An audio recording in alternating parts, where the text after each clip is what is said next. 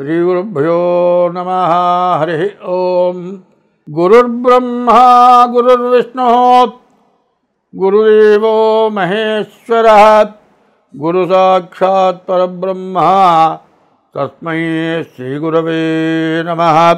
ఇందుగలడందులేడని సందేహమువలదు చక్రి సర్వోపగతుండెందెందుగతి వెతకి చూచిన అందందే గలడు దానవాగ్రిని వింటే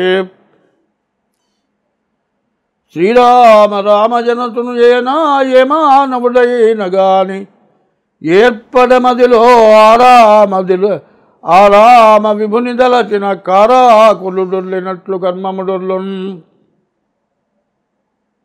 2025 సంవత్సరం జూన్ నెల 1 నుండి 15 వరకు పక్ష ఫలాలు. 2025 సంవత్సరం జూన్ నెల 1 నుంచి 15 వరకు మీనరాశి ఫలితాలు చెప్పుకుందాం. ఈ మీనరాశి ఎట్లా ఉంది? ఈ మీనరాశిలోకి శని వచ్చాడు. ఇప్పటికి 2 సంవత్సరాల 6 మాసాల నుంచి ఎక్కడ డబ్బులు దాటలే, అన్నీ అయిపోయినాయి. డబ్బులు పడట్లే, కొట్టుకుపోతే సరుకులు పడట్లే, చేసే ఉద్యోగం పోయింది, చెప్పడానికి వీల్లేదు. ఇట్లా ఉంటే ఏమిటి అని ఆలోచిస్తాం. మనకు కష్టం వచ్చిన వాడు పక్కవాడు సహాయం చేస్తే వాళ్ళకి కష్టం వచ్చినప్పుడు మనం సహాయం చేద్దాం. ఈ స్వభావం లేకుండా వీడు ఇల్లెమ్ముకొని ఎప్పుడు పోతాడో ఆ ఇల్లు మనం ఆక్రమించుకుందాం. వీడి పెళ్ళాం బాగుంది, వీడి ఇంట్లో లేనప్పుడు వాడి పెళ్ళాన్ని తీసుకుపోదాం. ఏమిటండి ఈ కర్మ? మొన్న ఈ మధ్య చెబుతున్నారు, మరి ఈ ఆడ మనుషులు వ్యభిచార గృహాలు, మనిషి కూర్చుంటే స్టూల్ ఎంత ఎత్తుందండి, ఒకటే పొడుగాటి బల్ల, ఆ లోపల 5 సంవత్సరాల నుంచి 8 సంవత్సరాల పిల్లలు, మెచ్యూర్ అయిన పిల్లలు. ఒక్కో ముండాడు పోతాడు, 40 ఏళ్ళు ఉంటాయి, దాంతో సంభోగం చేస్తాడు. ఏమండి, కాంపౌండర్ని చావు కొడతానని చెప్పా. 20 రూపాయలకి ఇంజక్షను, 5 ఏళ్ల పిల్లకి ఇంజక్షన్ చేస్తాడు 4 రోజులు, అది మెచ్యూర్ అయిపోతుంది. దానికి మోగాడు కావాలి, 5 ఏళ్ల పిల్లకి మోగాడికి ఆ పిల్ల కావాలి. వీళ్ళిద్దరు ఇష్టపడతారు, చివరికి క్యాన్సర్ పుట్టి ఇద్దరు చస్తున్నారు. ఏ వయసుకు తగిన మనిషి ఆ వయసుతో కలవాలి. ఏ వయసుకు తగిన స్నేహం. ఏమంటే చూస్తూ ఉండే కూర్చోటి పార్కులో చేరతారు, అందరూ 80 ఏళ్ల బ్యాచ్ అంతా ఒకచోట కూర్చుంటారు, 60 ఏళ్ల బ్యాచ్ అంతా ఒకళ్ళు మగవాళ్ళే కావచ్చు, ఆడవాళ్ళే కావచ్చు. ఏ వయస్సు స్నేహం ఆ వయసుతో ఉంటుంది. నీకేం కర్మ పట్టింది 5 ఏళ్ల పిల్లతో విచారం? వాడిని కాల్చి పారేయాలి ముందు. మరి అది చేయకపోవటం మన హిందూ మతం ధర్మం ఎట్లా ఉందంటే, అవతలవాడు తప్పు చేస్తే క్షమించేటువంటి గుణం మనకుంది. అటువంటి గుణం మనల్ని సర్వనాశనం చేస్తుంది. కాబట్టి ధర్మం ఎట్లా చెప్పింది అంటే, మన హిందూ మతం, ఇక్కడ సిక్కులు ఉన్నారు, ముస్లిమ్స్ ఉన్నారు, హిందువులు ఉన్నారు, క్రిస్టియన్స్ ఉన్నారు, అరబ్బీస్ ఉన్నారు, ఏమండి మహారాష్ట్ర వాళ్ళు ఉన్నారు, మరి కర్ణాటక వాళ్ళు ఉన్నారు, అన్ని రాష్ట్రాల వాళ్ళు ఉద్యోగం చేస్తున్నారు. కొన్ని అరబ్బీస్ దేశాల్లో ఒక హిందూ బతకాలంటే చాలా కష్టం. పాకిస్తాన్లో అమ్మవారు శారదా అమ్మవారి గుడి, అది శంకర స్వాముల వారు ప్రతిష్ఠించిన గుడి. అక్కడ హిందువులు ఉన్నారు. గర్భాలయంలో విగ్రహం పోయింది, దేవాలయం మొత్తం నాశనం చేశారు. మరి ఇండియాలో ముస్లిమ్స్వే మసీదులు ఎన్ని ఉన్నాయండి? బజారుకు ఒక మసీదు ఉంది. ఇది ధర్మమా, అది ధర్మమా? ధర్మంగా బతకాలి అంటే ఒకళ్ళకి వైరం ఉండొద్దు, ఒకళ్ళతో ఒకళ్ళు వైరంగా ఉండకూడదు, ఒకళ్ళతో మంచిగా ఉండాలి. ఆ మంచి ఎంతవరకు ఉండాలి? తల్లితో ఎట్లా ఉండాలో తల్లితో ఉన్నట్లు ఉండాలి. 60 ఏళ్ల వాడు పోయి 20 ఏళ్ల పిల్లవాడు పోయి 80 ఏళ్ళ ఆమెను పెళ్లి చేసుకున్నాడు. ఈ మధ్య యూట్యూబ్లో వచ్చింది, ఆమెకు మూడెందుకు, వీడికి పెళ్ళాం ఎందుకు? ఎక్కడి దాకా వద్దు, కనీసం కుక్క పిల్లలు ఉన్నాయి, ఒకటే సైజు కుక్క పిల్లలు కలిసి తిరుగుతాయి. మరి బాగా ఎద్దులాగా ఉండే మగపిల్లితో చిన్న పిల్లి తిరగదు.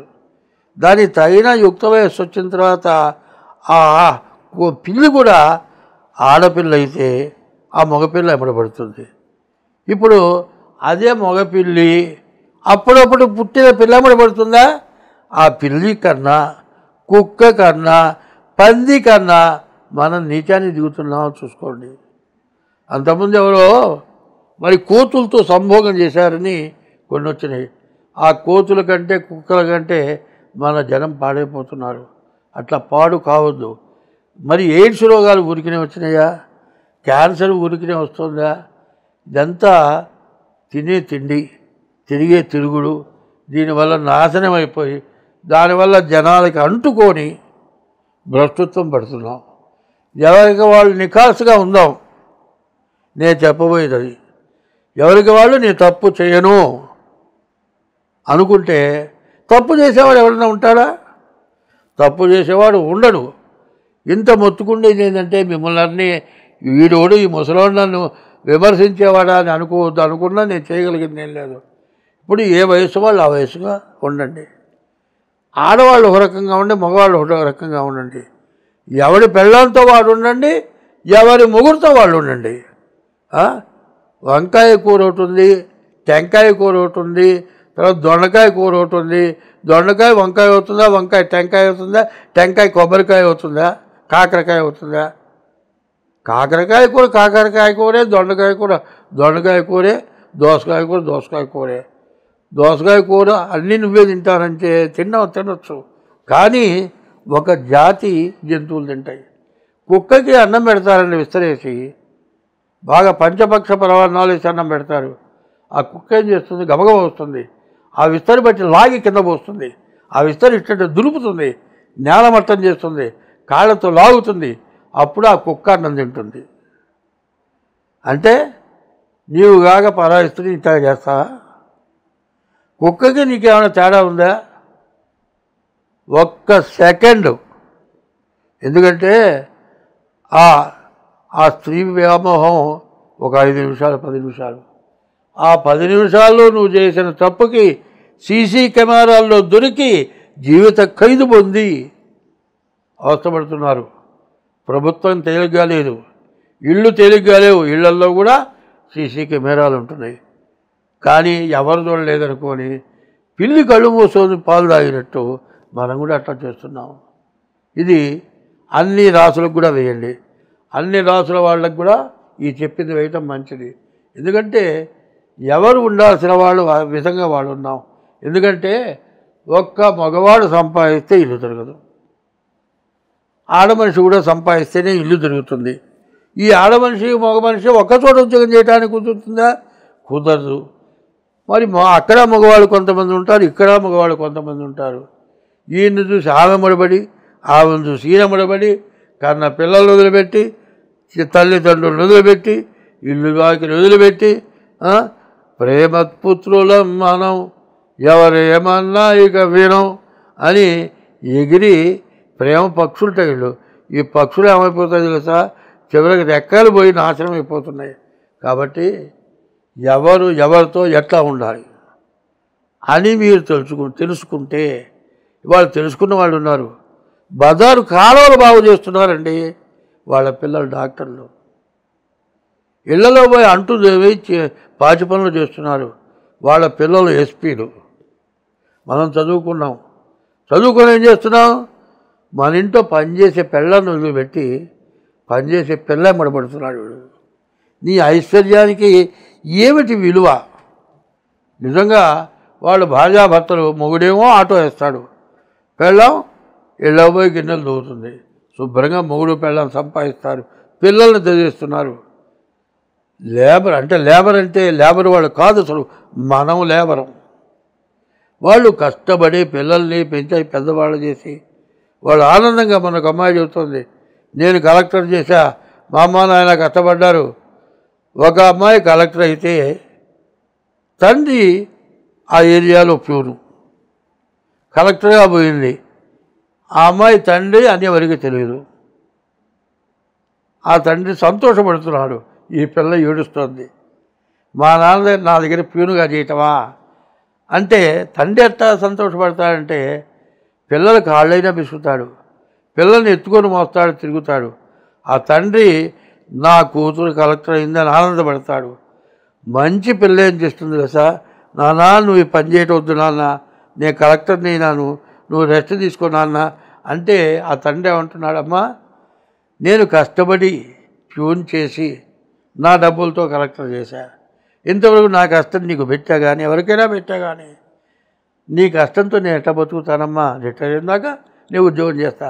అది నీత? నువ్వు ఉద్యోగం చేసి పిల్లలను వదిలిపెట్టి ఇంకో దాన్ని తగులుకోవటం నీత? ఎంత ఆనందం ఉందండి ఆ మాటలో. వినేవాడికి కళ్ళ మండీళ్ళు వస్తాయి. అమ్మా నేను కష్టపడతా, ఎందుకంటే ఇన్నాళ్ళ నుంచి కష్టపడ్డా, నేను ఒకరికి చేయి దాపకుండా బతికా, ఇప్పుడు కూడా నీ చేయి దాపనమ్మా, నువ్వు సంతోషంగా ఉద్యోగం చేస్తే నేను సంతోషపడతా అంటాడు ఆ తండ్రి. అది నీత? ఒక్కోదా ఇద్దరు మొగుళ్ళతో హోదా తిరిగి 5 పిల్లలతో ఒకటి తిరిగి ఏ పిల్లల్ని ఇద్దరు లిమిట్ చేసేట మ్యారేజ్ ఇస్తా 2 ఏళ్ళు 3 ఏళ్ళు చేసుకుంటారు, పిల్లల్ని కంటారు, వాళ్ళ ప్రభుత్వానికి వదిలిపెడతారు, వీళ్ళిద్దరు విడిపోతారు, ఇంకోళ్ళని చేసుకుంటారు. వీళ్ళకి తల్లి ఎవరో తండ్రి ఎవరో తెలియదు, ఈ తండ్రి ఎక్కడున్నాడో తెలియదు, తల్లి ఎక్కడున్నదో తెలియదు. నేను ఇక్కడ హైదరాబాదులో పెళ్లి చేశా. ఆ పెళ్లి కొడుకు తల్లిదండ్రులంతా అక్షతలు ఇస్తున్నారు. ఇంగ్లాండ్ పిల్ల, వాళ్ళ తల్లిదండ్రులు ఎవరో తెలియదు. ఒక అన్న భార్య వచ్చారు, వాళ్ళిద్దరు ఏడుస్తున్నారు. సాంప్రదాయం అనేది జాగ్రత్తగా ఉండటం అవసరం. వాళ్ళు బయట బూటు వినబడితే మగవాడు ఇంటో పోడు. మనకు కూడా ఆ కర్మ పట్టాలా? బాగా ఆలోచించండి. 2 చేతులు ఎత్తి దండం పెట్టి చెబుతున్నాను నేను, దీన్ని అవలంబించండి. నేను చెప్పే మాట సాంప్రదాయంగా ఉండండి. ఏ కులానికి ఉన్న విలువ ఆ కులానికి ఉంది, ఏ కులానికి ఉన్న లక్షణం ఆ కులానికి ఉంది. ఇవాళ ముస్లిమ్స్ ఉన్నారండి, పిల్లలు కంటున్నారు. 5 ఏళ్ల పిల్లాడు పడి గాలి కొట్టి, సైకిల్ పంపు పెట్టి గాలి కొట్టి సంపాదిస్తున్నాడు. ఒక్కొక్కడు 10 మంది పిల్లల్ని కంటున్నారు. ఇప్పుడు మన వాళ్ళు హిందువులు ఏం చేస్తున్నారు, ఒక్క పిల్ల చాలు, 4 అక్కర్లే. వీళ్ళేమో నాశనం అయిపోతున్నారు, వాళ్ళు పైకి వస్తున్నారు. ఇతర దేశాలు కూడా అట్లాగే ఉన్నాయి. మనం 10 మంది పిల్లల్ని కనేది ఎందుకంటే ఒకడు మంచి ఉత్తముడు అయితే తల్లిదండ్రులు, దేశం రక్షింపబడుతుంది. లంబాడి వాళ్ళ పిల్లాడు 25 ఏళ్ల పిల్లాడు యుద్ధం చేసి మరణించాడు. వాడికి ఎన్నో లక్షలు కోట్లు ఇచ్చారు. ఏం లాభం? ఒక్కడే కొడుకు. అతని కొడుకు మళ్ళీ వస్తాడా? వాడు స్వర్గానికి పోయినాడు, ఇక్కడ లేడు. ఈ తల్లిదండ్రులకు ఏమన్నా స్వర్గం ఏమన్నా ఇస్తారా? డబ్బులు ఇస్తారా? కాబట్టి ఎవరు ఎంత నీతిగా బతుకుతారో అంత దేశం బాగుంటుంది. దేవుడు కూడా మంచి వాళ్ళని రక్షించడానికి ఇష్టపడతాడు, దుర్మార్గుల్ని శిక్షించడానికి ఇష్టపడతాడు. ప్రతి మతంలోని ఒకటి చెబుతున్నా, ముస్లిం మతం ఉంది, మసీదు పోయి బయటికి రాగానే అడుక్కుంటేవాడు రూపాయి ఇస్తాడు. చర్చికి పోయిన వాడు బయటకు వచ్చి ఎవరికైనా రూపాయి ధర్మం చేస్తాడు. గుళ్ళో పోయించిన వాడు బయటకు వచ్చి ధర్మం చేస్తాడు. క్రిస్టియన్ మతంలో పెళ్ళయింది, ఈ ముస్లిం మతంలో నికాఖానీ అయింది, హిందూ మతంలో పెళ్ళయింది, 10 మందికి పిలిచి భోజనం పెడుతున్నారు. అందరూ చేసేది అది మంచి పనా చెడు పనా? ఆ పెళ్ళిళ్ళకి వచ్చి ఒకళ్ళు తోలుకుంటున్నారా? బాగా నేను పచ్చిగా మాట్లాడుతున్నాను నేను, మీరు చేస్తున్న మా పచ్చి పనులకి. అట్లాంటి కష్టపడి బాధపడే వాళ్ళలో నేను ఒకడిని కాబట్టి ఇంత విధంగా గట్టిగా చెబుతున్నా. తల్లిదండ్రులు సర్వస్వం ధారపోసి, జీవితం మొత్తం ధారపోసి పిల్లల్ని పెంచి పెద్ద చేస్తే, పెళ్లి చేస్తే వాళ్ళు పిల్లలతో కాపరం చేయక పరాయి స్త్రీ వ్యామోహంతో తిరిగి మరి మత్తు పదార్థాలకు అలవాటుపడి పిల్లానికి అన్నం పెట్టక, తల్లిదండ్రులకు అన్నం పెట్టక, వాడు చివరికి ఏదో రోగం పుట్టి ఓడ తెచ్చి వాళ్ళ పిల్లలు అడుక్కొని తిని తల్లిదండ్రులు వృద్ధాశ్రమాలకు చేరి, ఇంత నీచమా? ఇది మానవత్వమా? ఇది మనుషులు చేసే పనా? ఎవరికి వాళ్ళు ఆలోచించుకోండి.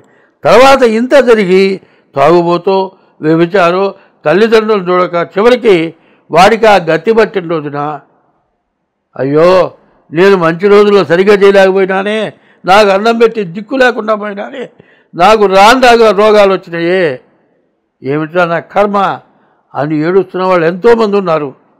దీన్ని జ్యోతిష్యం కాదు, ప్రవర్తన మంచి అనేది చెబుతున్నా. దీన్ని అన్ని రాసులకు కూడా పంపించండి. స్వస్తి.